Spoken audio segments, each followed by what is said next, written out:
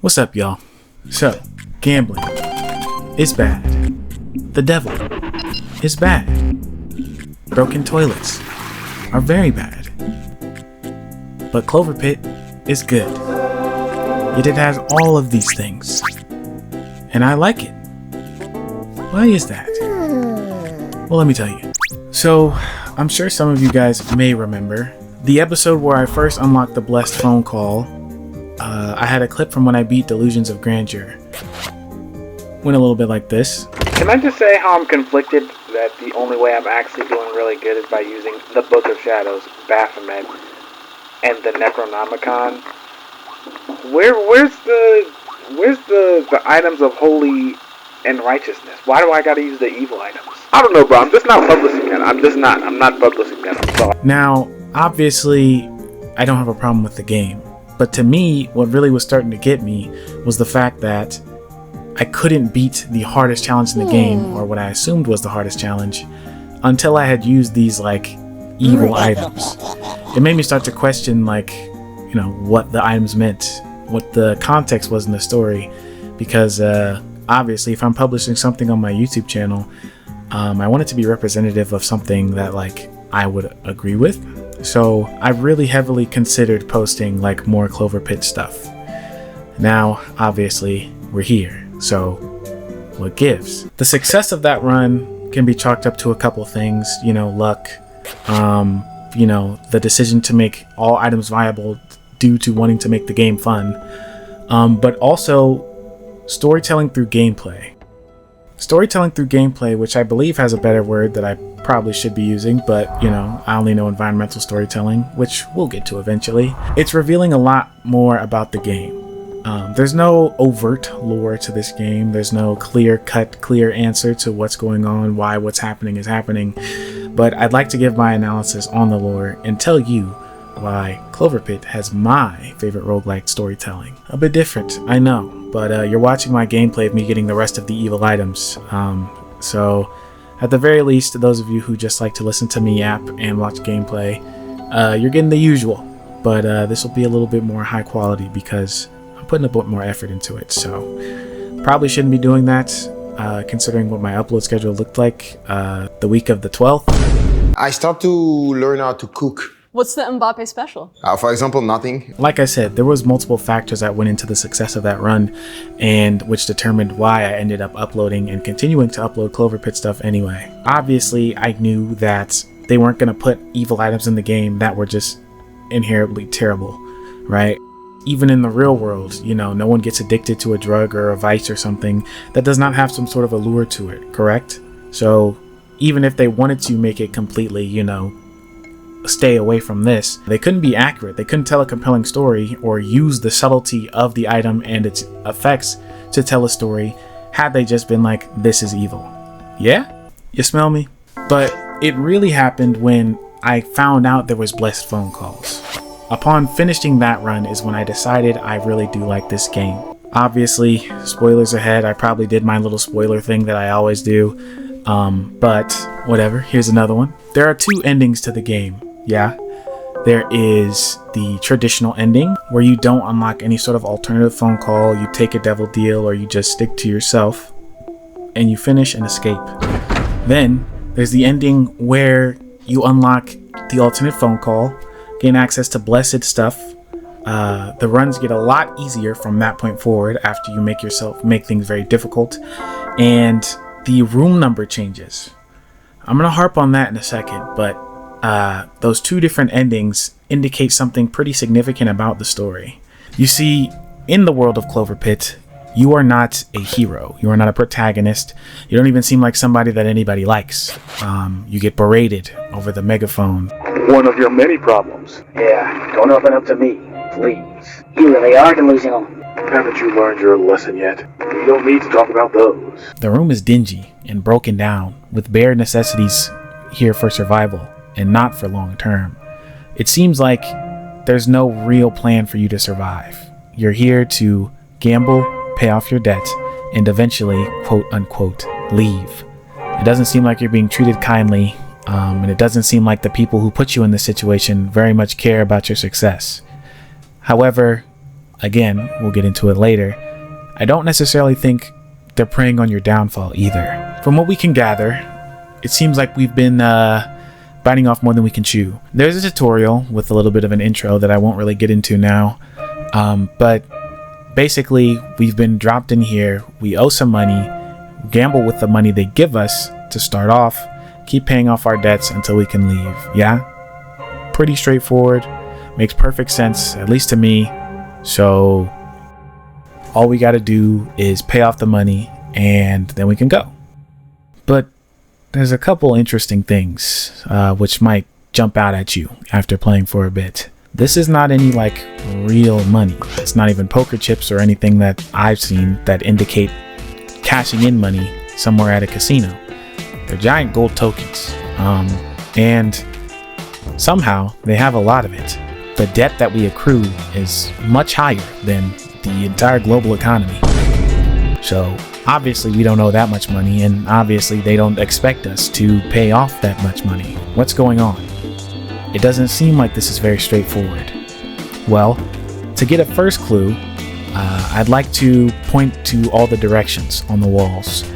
There are some things that you will see here and there, and while mine might look different from yours if you're just starting, considering I've got a completion all the way through, on top of just owning the DLC, so there's a surgery machine covering the rarity chart, we still have some clues, some environmental things that are pointing to some sort of suspicion that there have been other people here, and that things just kind of seem, and that even the people here seem to notice that there's some sort of nonsense going on, that there's more beyond what we're looking at. Questions about the reality they're in, if these things are real, cementing that the slot machine is real, don't trust anyone on the phone, all kinds of stuff. Warnings from people of the past who seem to have some sort of suspicion but weren't necessarily able to write out clear instructions before they seemingly met their demise at the inability to pay off their debt. Still, you have a clear goal. Once you've unlocked all 4 drawers, or played the demo and unlocked all 3 drawers, you're eventually presented with a key. But for some reason, you can't just unlock it like you can everything else. There's something else going on. Enter the corpse pieces.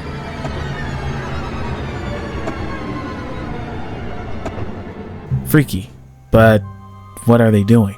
Well, unlike most of the items in the game, they aren't very beneficial. They increase the debt that you owe, 5% each, and you also need to buy one out of the shop, the skull, which completes your corpse pieces, and you are presented with a change in the key. The key now looks off, red, made of flesh. However, when you gather them, the key is not the only thing that changes.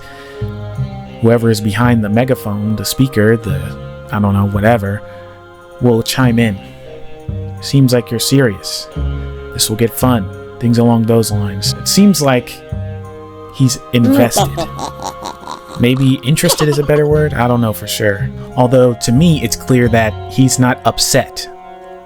You'd think that somebody who wants you to fail, who wants you to mess up and put you in this dingy little room, would be upset that you're getting closer to success. Well, there is the argument that, he knows you're accruing your debt and probably like, oh, they're gonna fail. But like I said, they seem a little bit interested, not just excited that you're going to fail. Right. I forgot to tell you how you get the corpse pieces. Unfortunately, you have to lose. Not the game. You have to lose the money that you've accrued. In some instances during the round, in some instances during the whole, game. Deadline 3, you unlock the ability to score a 666, a number obviously commonly associated with the devil. Once you get this, you lose money. All the money that you earned in that round, in fact. And sometimes, if you get it at the end of the last round in the deadline, you're screwed. You don't have any money left over. You didn't earn enough to, succeed at that deadline, so you're done for. You end up getting a corpse piece as some sort of reward, and there you go. Now you have a nice shiny corpse piece in your drawer. Do that 3 more times, equip it, find the skull, buy it. You've got all the pieces, you've got the key. All you gotta do now is earn enough money and get the key, and then escape the room. Yeah? Awesome. But see, getting a 666 sets you back so much. How are we supposed to still be able to win when we have to shoot ourselves in the foot? There's a thing on the wall, a phone. I know. A lot of us have never seen a phone like this outside of a museum or the ancient texts known as textbooks. But this is a phone. You get it? Yeah. This is a phone too, but this is the phone. Seems like when you answer it, there's a loved one on the other end. But their responses are shaky at best. What's happening? Is there something you want to talk about? Everything okay?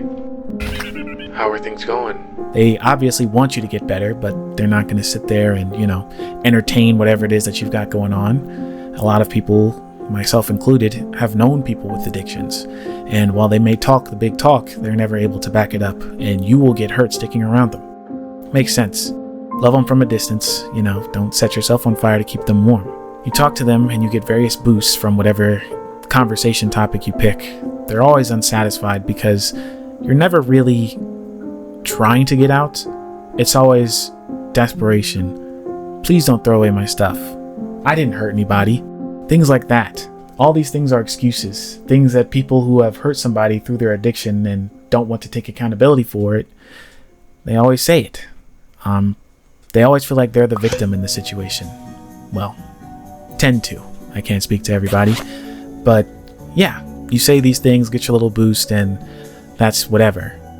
Why does that matter? Well, when you get a 666 or the 666 is unlocked / upgraded, the phone is different. It is not a loved one on the other end. Matter of fact, they are goading you into continuing to gamble, presenting you with much more desperate choices. It's pretty clear to me on the other end of this line is not a friendly source. It is not someone invested in your best interest. Call it what you want. To me, it seems pretty clear it is some sort of demonic entity, if not the devil himself, trying to get you to indulge in your vices ever more, presenting you with very strong opportunities with pretty significant trade-offs, but you can manage them. If you can get a build just right, you won't even feel it. It'll be just fine. All good. It's no coincidence that someone who's trying to goad you into gambling comes up to play, offering assistance right after they themselves knocked you down, forcing you to lose all this money. Unfortunately, a lot of times in our lives, things happen all at once, or we feel like we're getting hit left and right, and we don't really know what's going on. I've spoken on this before, but things happen and we have no choice but to grow. Things are unfortunately going to continue to happen, and all we can do is continue to grow as much as we can from them. Just like in the game, sometimes we lose money or loved ones, or things just don't go great, and we are presented with very uncomfortable truths about ourselves, things that make continuing through life harder if we accept them. We don't have to, but to get out of the situation we're in, accepting that fact is the only way forward. Someone who really doesn't want you to succeed knows that accepting such a truth will cause you to only succeed and try and tempt you into learning the wrong lesson. Try and tempt you into continuing to gamble. This is only a slight misstep. Continue to gamble. I wouldn't give up now. Would you? Would you? Would you? Would you? Would you?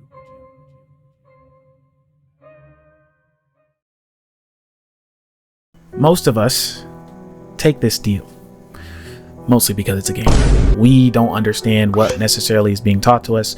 We just know we need something. We just lost a bunch of money. We need help. And I think that's intentional. It's pretty clear that who we're playing probably would do that.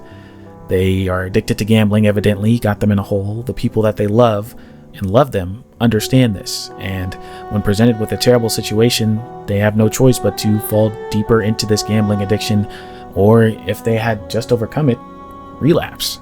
On the first couple runs, or for a lot of them, maybe for you, you take the deal and eventually you scrape by getting enough money to finally pay off all the deadlines until finally, after stacking up the corpse pieces, hardly scraping by, getting just lucky enough to get a couple jackpots that you need to, barely avoiding some 666s, you finally can pay off the final amount of debt. You look at the key, you pick it up, and you leave. You walk away, and in front of you is a giant corridor. I don't even know if I would call it that. Some sort of facility, factory, anything. Everything seems confusing. There's like isolated, giant, tall areas with numbers on top. And all that's in front of you is a platform, seemingly that can go up and down. And it's pointed towards your room. Yes, room number 0 for your first time. You walk forward onto the platform and are presented with another slot machine. All that you can do is interact with it and hear the words, "Let's go gambling again." Let's go gambling.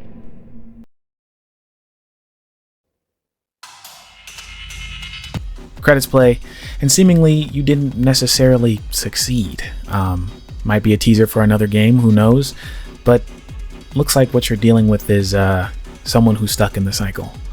Of course, in order to escape this, they had to engage with their vice, their addiction. How can you expect someone to get over their addiction by doing it? You don't tell someone who's addicted to cigarettes to go to the cigarette pit and smoke a whole bunch. But that is not the only option. I think we're seeing a bit more. I think the game is telling us about confronting addiction because, like they say, the first step to fixing a problem is acknowledging the problem. So what's really going on here? We were thrown into a situation where we had to gamble against our will. If we want to live, we need to gamble. And you see, our character very well may not want to be gambling at first. They may not want to be engaging with this. They know they have a problem, or they know they probably shouldn't. Eventually, though, they have to if they want to escape. And once they answer that red phone, once they speak with the entity, the words that leave their mouth are not ones of someone trying to really escape. Not someone who's done gambling or finally trying to rid themselves of this addiction. They're of someone who's desperately trying to cling on to gambling. Trying to, stay here just a bit longer. You've probably heard it a million times. You might have even said it, that you have no other choice when presented with something impossible. You lost all your money. Of course, you had to do something shady to pay the bills. There was no other choice. Whether you believe that or not, it seems CloverPit doesn't. Because when presented with that choice, you don't have to engage. You can hang up the phone and continue to play without ever interacting. Without ever pleading to stay, asking for help from somebody who's obviously evil and trying to dive deep into your vice to continue to quote-unquote escape. So you choose to hang up, and the memory card or floppy disk on your slot machine seems a bit different, but whatever, You continue to do so, and eventually all 3 of the 6s are scratched off. Cool. Maybe you can't get it anymore. Well, unfortunately, you do one last time, and out of frustration, you go to the phone again. I gotta hang it up. I gotta pick it up and put it down so that they know I'm not trying to talk to him. Not the best decision, honestly. You could just wait till the next round and get another normal phone call, but we're not gonna address that. Let's just say you do it, okay? This time you pick up the phone.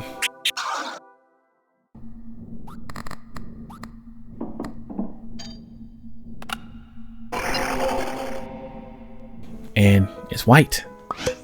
A heavenly chime plays, and the voice on the other end is kind, caring, very much loving, and offering a hand, extending something to you so that you can escape. All of these voice lines are about curbing your addiction. I'm being more consistent. I'm feeling more energetic. Or just straight up help. There's so much going on here. But to me, it seems clearly that if we're talking to the devil on the other phone, or at least talking to an angel, or Big G himself on the angel phone, or blessed phone, or whatever, this interaction then switches the entire game. The key goes from red to white. The corpse pieces start to glow with a white glow. And now, you're actually unable to get a 666. You get 999. And you gain all the money you've already gotten in that round again, as opposed to losing it. Still proccing any of the items meant to save you from a 666, but yeah, you got it covered. You are gonna win. You easily skirt past everything else, considering all of this nice help you've got, and the inability to lose any extra coins. So, You grab your white key now and leave through the front door. This time, the platform is still there, but it's not got a slot machine. It's got some sort of control panel. You walk up to it and click it, and you hear what sounds like the platform elevating. It raises to the top, and no music, just the sea, some seagulls probably, and the sunrise. It seems like you finally escaped, and when you play again, the number on the wall has risen one. While you may say this is just something to indicate that you've, finally won, counting how many times you've won, to me, this is environmental storytelling. See, I told you I'd say it again. It seems like you're a new person. So while if you got the bad ending, you would just go back and gamble again and again and again, at least holding on to your life. The good ending, you escaped, and that room is now vacant, as there's nobody to be there anymore. So, that's cool. You spend all that time talking. Yeah. It's been 30 minutes now, or at least for me. What does this have to do with anything? What does this have to do with all the evil items, the Necronomicon, Baphomet, all this stuff? What does it mean? Like I said, storytelling through gameplay. These evil phone calls and items seemingly have great benefits, but also lock you into doom. You can never win or succeed after taking a deal with the devil. And when it comes to the, Baphomet or whatever, the Necronomicon, all that stuff, while they don't necessarily lock you out of anything, they do push you further down that way, increasing the chance of getting a 666, relying on 666s, all this stuff, making sure that you stay in this vicious cycle. And while you may get short-term gain and might feel great, you will eventually hit a hard wall. Well, seems like it's intended. I'm sure they don't actually make it so that you have to fail at a certain point because, like I said, it's a game. But I can prove it to you. What you're seeing now and have been seeing outside of, story beats is my gameplay where I collected all the evil items.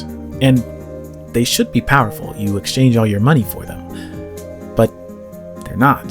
As a matter of fact, a lot of them are hindrances. They are very, very, very frustrating and don't seem to necessarily benefit you outside of very niche situations. But you can't pick which one you get.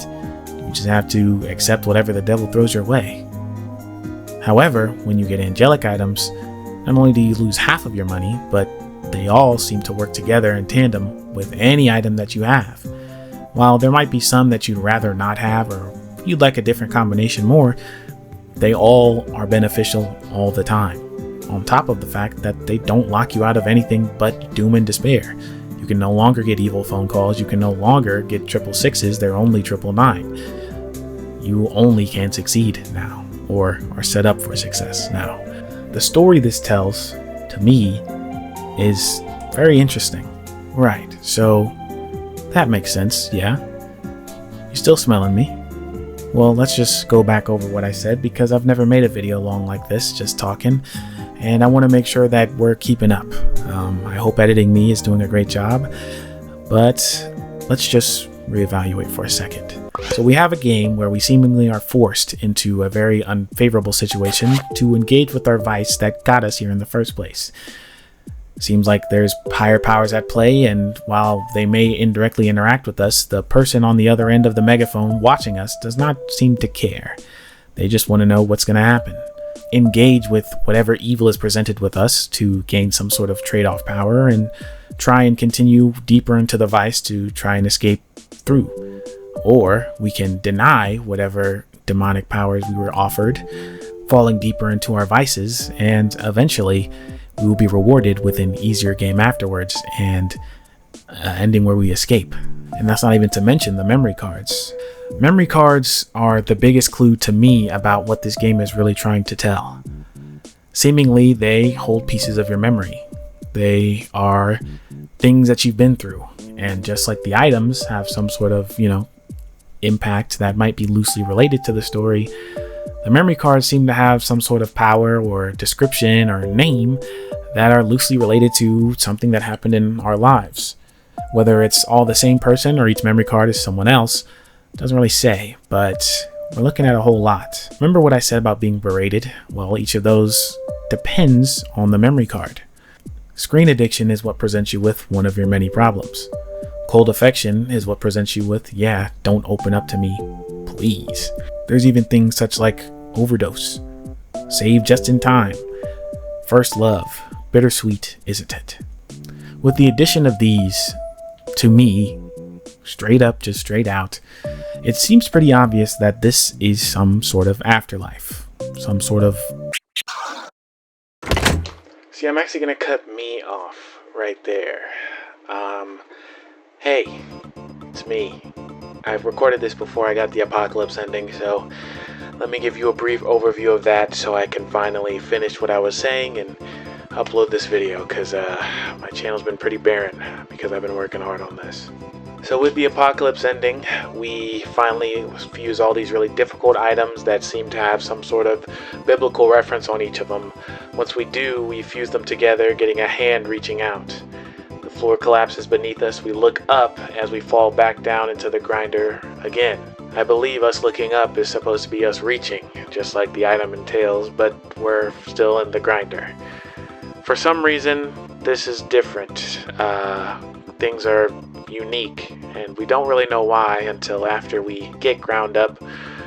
We cut to a different cutscene. Inner Eye, the Pacific branch. For some reason, it seems like we're in a facility. The pit, as it's called by the community, the CloverPit, is not some sort of afterlife, as I initially thought. It seems to be some sort of company, some sort of experiment, some sort of something in the real tangible world. And for whatever reason, us making the apocalypse item is counted as being unruly. As a matter of fact, let me read the transcript to you right now. Log entry, and then whatever the number may be. After numerous experience, patient number 50 for where I'm at now, but it's not where I was at before, stopped collaborating. With the next iteration, we are going to attempt a more positively reinforced approach. Now proceeding with regeneration as usual, keeping memories of previous attempts. So, here, to me, the whole story switches. It's no longer some sort of judgment day, some sort of purgatory. We're being watched, assessed, tested, and this time we're being positively reinforced, keeping our memories. So not only are they erasing our memories, which would make sense because we're being ground up, but they're regenerating us, they're bringing us back. Seemingly, we're going through the same thing over and over until we can make the correct choice, whether that be ground up or coming back and falling for our addiction again. Thankfully, we do make it out eventually. I mean, yeah, that's if you get the good ending at all, but I assume you do eventually. It seems like all of this is some sort of experiment or test facility. We are individual test subjects. Thankfully, it's been confirmed through this also that we're a different person every time we escape. The patient number changing with the cell number makes me feel good on the inside that I was able to identify that. Not that it was really hard to know, but yeah, that's really cool. Memory cards aside, this makes pretty good sense. It does add a few more questions, but this has been pretty long already, and I will be cutting about 15 minutes, if not more than 20. I don't remember where I'm at. Cutting off a lot of assessments and dialogue and thing that I had. So I'm trying to keep it short, keep it sweet. I want to make sure this video goes up. But I will let past me return for my closing thoughts and outro. But thanks for being here. What we're being presented with is a clear choice. A choice of growth and being better, or of staying stuck in the cycle. And the two players at hand are trying to extend their hand and reach it out to you.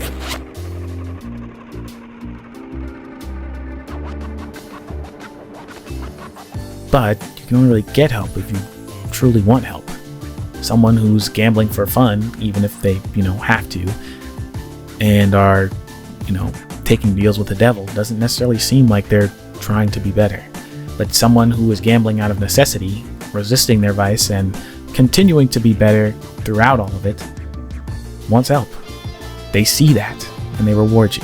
So when it comes to items like Baphomet or anything like that, to me, I don't just see, okay, there's an evil visage and it gives you some sort of benefit for acquiring the evil number of 666. It seems different to me. It seems like what we're doing is playing a story. We don't have to take those items ever, at all. Like I said, it is a game and those items are meant to be used at some point, but they're not a necessity and they steer you down the wrong path. We're not just gambling. We're deciding if we're ever going to overcome the addiction we have. And the same way that you can choose to fail and dive deeper, you can choose to be better.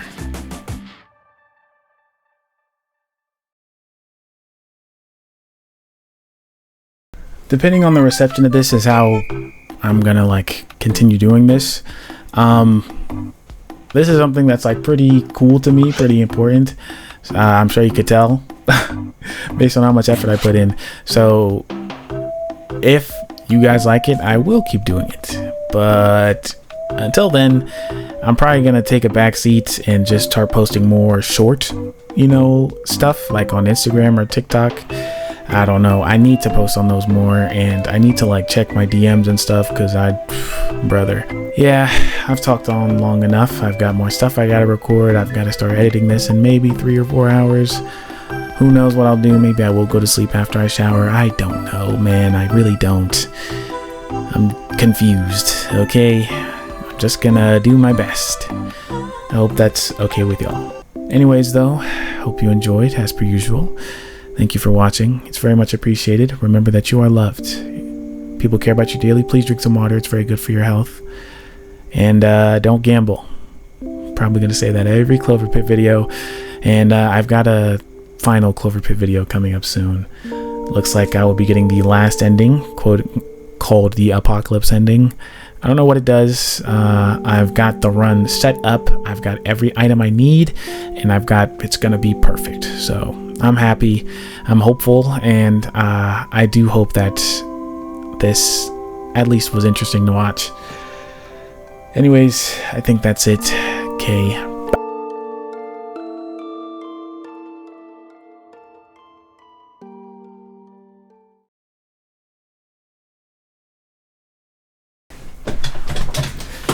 I missed a TikTok live to record this. Oh my goodness. They ended it while I was in the middle of recording. Holy moly, I'm a fake fan. Recording videos is hard, bro. And then I gotta go and record a stupid long one like this. Pray for me, y'all.